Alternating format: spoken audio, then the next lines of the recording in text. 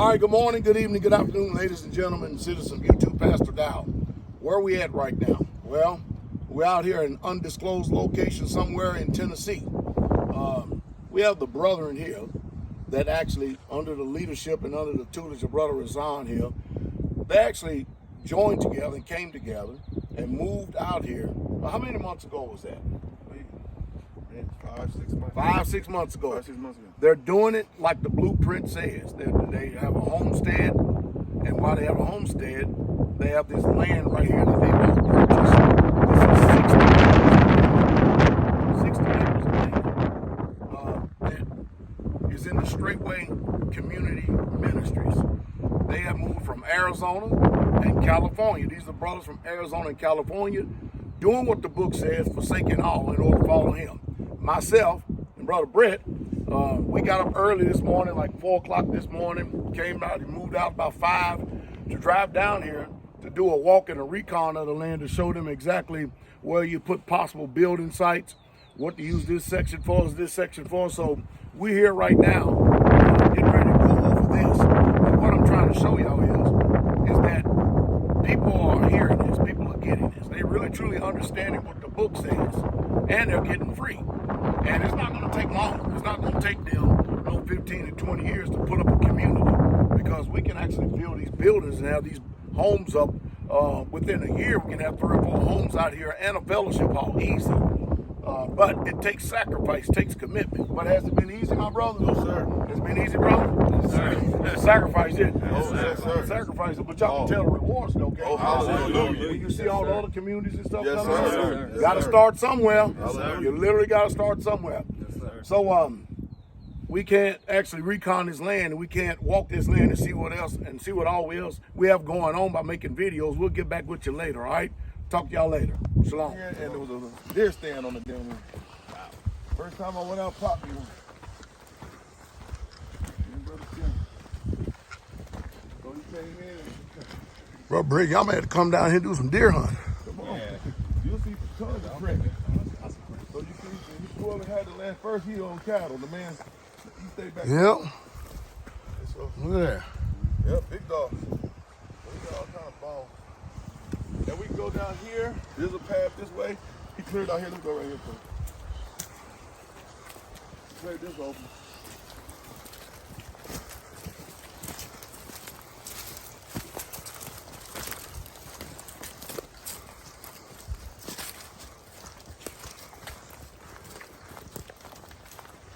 In here. Wow. They be bedded right down where we left.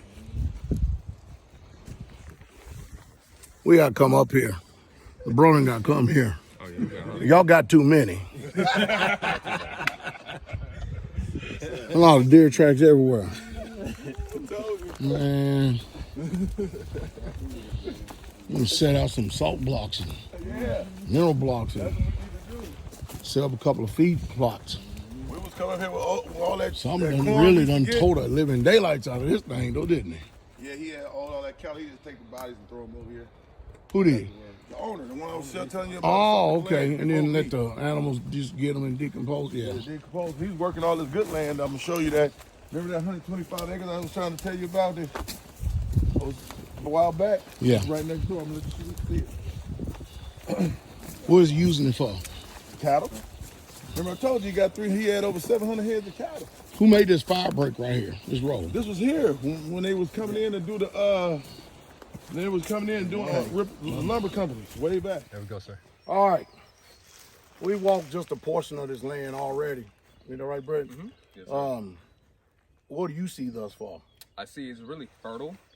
They have soft ground. They be easy to plow, be easy to till, be easy to plant. A lot of wildlife. They do have a lot of wildlife. It's really flat compared to other places. You have a lot of open places for houses, yet it's still secluded. There's a lot you can do with this land. Extremely quiet too, very rural, It is. away from the city, away from everything. Have access to power, and if you choose city water, but just like you said, it's extremely fertile. You can tell there's a lot of wildlife out here, which we're gonna send the bros down to help y'all with that, since it seems to be a problem for y'all. Yeah, we got to get on that. got a lot of pine needles here, which you could use for landscaping, but the land looks pretty nice. So if you shoot a shot of that over there, you can see it's getting ready to get pretty dense. Brother Chris, home from Straitway, Kentucky, north, has actually been down here to do some clearing on the dozer and everything. So we're getting ready to walk back through here to see what else we can see and what else is available down. The good thing about it is that if they got a lot of timber off this land some years ago, they still have an extraordinary amount of mature timber on here and a lot of firewood. So every time y'all clear land, always stack wood. Always stack wood, stack wood, stack wood, because that's what you're gonna need in the wintertime. This is actually a good choice of land, a good location too. Oh, it is. It's an extremely good choice of land, extremely good location. So we're gonna see what else, and we'll get back with y'all on the other side. Yeah, something we sure are. We're real close to the cookie place right now. Yeah, we sure are. We're gonna probably stop by Crumble in the next 5 minutes and be home in the next hour. Real fun, isn't it? Okay, right here, water, which is always a source of life. So the questions that we always ask, especially when you're looking for land, is if you find a source of water like this, does it flow year round? Where does it come from? Does it ever run dry? If it does run dry, how long does it take? Do you have a bigger body of water around here? Oh, yeah. So we're gonna go check out this bigger body of water and look at this so it'll give us a better idea. The reason being is because you don't want to pay the exorbitant amount of fees that it will cost you if you was to get on the municipal water supply. You don't have enough money, we don't have enough money to pay the city for usage of their treated, chemically induced, poisoned water. Much rather have this right here to be able to filter from this. So we're gonna go down here and see about this other area. So remember, if you're ever looking for a piece of land, a parcel of land, make sure you have some type of access to a natural water source, because that's king. By the way, how y'all think I'm doing on these videos, man? Excellent. And then we doing this interview? Excellent. Man, y'all cheesing. All right, let's walk, Gay. Hallelujah. Okay, this is what we're talking about right here. And this particular creek right here is actually on the property. And this one looks like it flows pretty good. You know how I know? You know how I can tell? Because of the algae that's on the rocks. This is good. This is good right here. This is the type of water you need, because you can take some PVC water lines you can pump from the creek up into some storage containers. And then you can disseminate the water out to raised beds, gardens, greenhouse, or whatever you want. But right here, this is the sole purpose of the reason why that you buy land. Is this right here. And there's a friend right there we picked up along the way. He kind of checked us out. I looked around and checked him out, and everybody else locked on him, and I think he's trying to show us where to go. Y'all listen to this sound for a minute.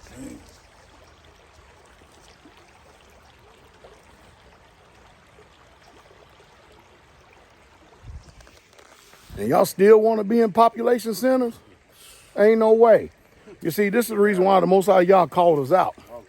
And, you know, we're Israel. And if we're set apart, when you read the book, you can't miss this.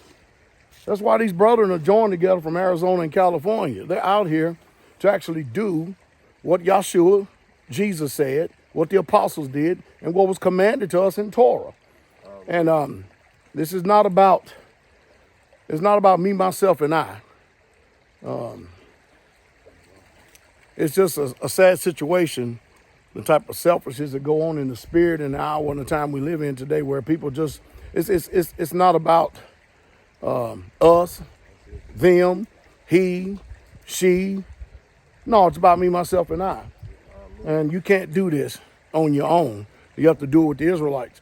And I keep my eye out on people who don't want to actually sacrifice, make the sacrifice to actually do this with the Israelites. Because when it's all said and done, and when the proverbial SHIT come, you're going to really wish you had done this from the very beginning. Again, it's beautiful. Listen to that.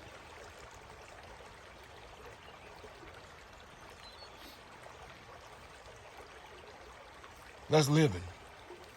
All right, well, we pretty much walked the land and seen everything we needed to see. It's definitely what I would call choice land. Ideal for a community for sure. And not only that, ideal for children as well.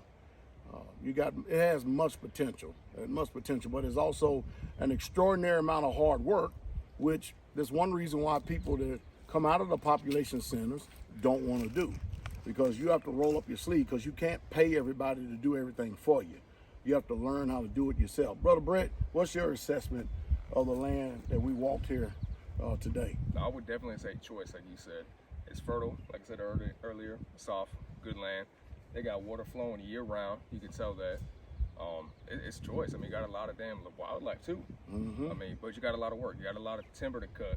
So it's good that the brother down here, he knows how to run a chainsaw. So it's going to take a lot of work though. But I think it's prime for a community. I do. Brother Sean, old man for their wisdom, young man for their strength. Yes, sir. You getting ready to find that out. Hallelujah. Y'all got a lot of work to do. Yes, sir.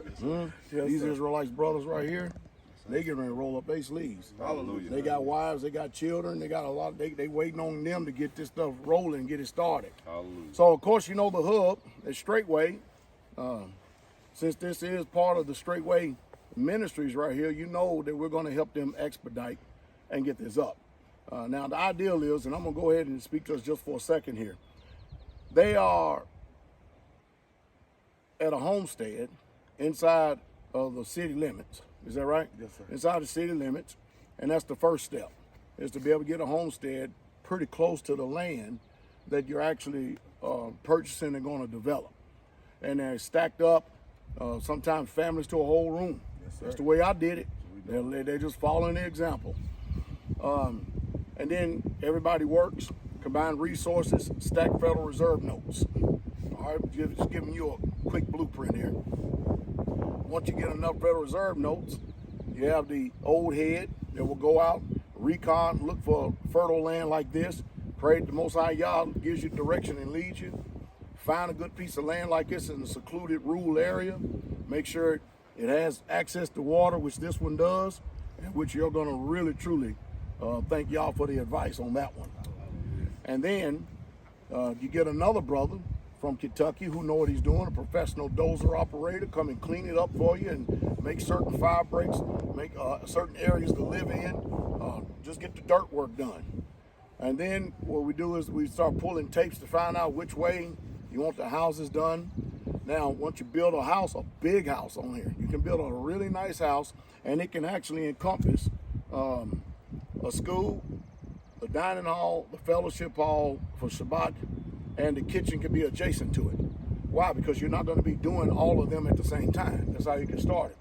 And you can build a home in such a manner to where if you're living in one room now, you can have a room in a living room, a room, living room, bathroom, 2 rooms, living room, bathrooms. You can do that with a home that's maybe like 40 by 80 or 40 by 100.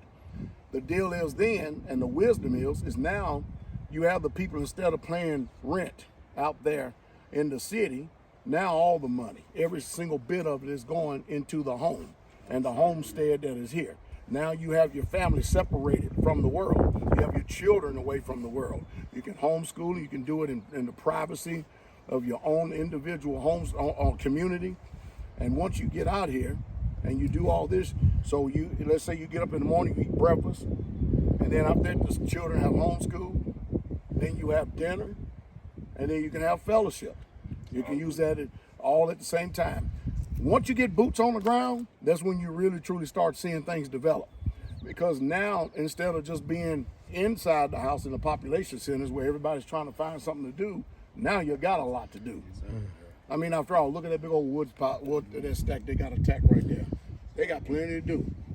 That's to stay warm in the winter. You don't have to worry about heating oil, kerosene, and all this other stuff. You have to learn how to not live like the Gentiles and the heathens of this world do.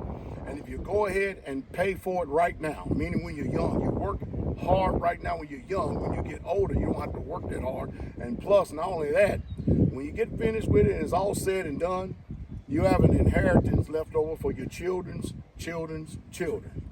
That could easily, from what I'm seeing right now, spaced out really nice on this land right here. You can easily put 8 to 10 homes. Easily out here, 8 to 10 homes. You can even put some bungalows out here if you wanted to. It is an extremely nice place. And I guess that's Rover right there. I don't know, he's still roving around, he's still with us. But I gave you just a quick idea of what you actually could do and some of the steps you could take. Now the dynamic is a whole lot greater than that. But at least you got a little bit of understanding. And that's the reason why we're here.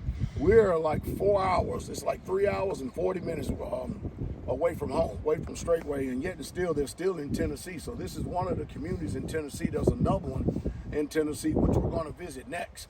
And we're going to do what we can to keep you posted, but we're not going to tell the whole entire world exactly everything that's going on. If the Most High Yah is not leading you, we can't give you the wisdom, but all we hope is that you pray. Because when you look at this environment today, the way things are going, you can see that things are going from bad to worse. And let me say this, I hope y'all getting ready for the upcoming food shortage, because it is here. Do not sit there and wait at the last minute when prices start going through the roof. Inflation is already high, when everybody's bum rushing the stores. Be wise. Be like the ant and consider the ant and get it now while you can. Anyway, I appreciate y'all brothers for tolerating me and Brother Brett having us down here. Y'all little humble abode. Y'all know we are up against Passover. We got Straitway Goshen up there now. We got to beat foot and get on back up there. So I hope y'all didn't tell the sisters make us nothing, because we got to roll. No, we didn't know. And I figured not the way you Okay. We got to roll, because you know we got a big week next week. Oh no, we coming. Next week we're gonna have 900 and something people on the land for Passover at the hub. It's gonna be a wonderful time. It's always a wonderful time. Some of the old Israelites that used to be Israelites, they're gonna be gone, but the new ones always come in, and the ministry expands, don't it? It gets bigger and bigger and bigger. So this is one of the 12 communities that we was talking to you about. And here in the near future, we'll do some videos to show you some of the development that is going on, so you can see that when you get together with real true brethren, then all things are possible. It literally is possible, but you can't do it all by yourself. And as old saying goes, many hands make light work. Brother Rashawn, you got anything to say to close it out? No, yeah, I do. I'm just thankful that Pastor took the time out to come and give us some direction, give us some wisdom, to bless us on this land, and we just thankful for his time. I want to also thank my brothers who saw the vision. We all came together and put all we had in together, and we just want to see this thing through and have something, like Pastor said, to pass down to the next generation. There are more brothers that's with us, but they're working double jobs, man, to get this thing done. And then afterwards, there's no complaining. They come out here and do whatever it takes to get this moving. And we just in the beginning stage, but we looking forward to receiving whatever Most High Yah have for us. That's all I got to say. All right, well that says, shalom, shalom, the king is coming. Shalom. Israel.